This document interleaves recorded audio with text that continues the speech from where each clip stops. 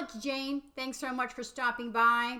This is a quick tips and tricks on how to cut those ink swatch sheets into 2-inch squares to make it easier for you so you're not messing with a bunch of loose squares. And the link for all of the downloads is in the description, so feel free to head on over and download them to your heart's content. And one thing I did want to mention is that I do print on the paper that I stamp with. So keep that in mind as you're printing. Let's get into it. So here's your download sheet. This one happens to be Pink Fresh with some instructions on how to do it. And I'm going to grab my favorite Fiskars trimmer. I love this one because it always cuts straight with that bar on the right hand side. I will give you a link to that one as well.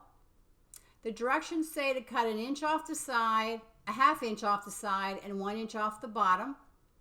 So I'm lining that up.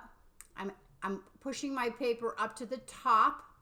I'm bringing my cutter down because I like to push up in the direction that my paper is. That way if it moves, it's pushing up against the guide.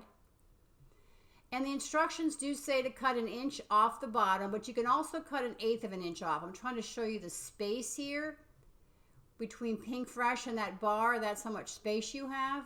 It gives you plenty of room to stamp a swatch, but if you don't like that much space, go ahead with 1.5 inches. You can see it's a lot, 1/8 of an inch smaller. There you go.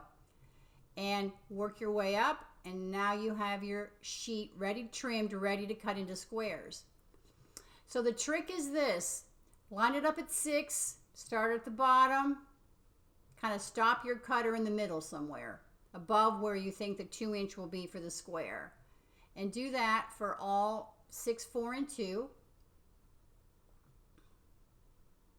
And then when you're all done, you're going to have this little flappy thing here.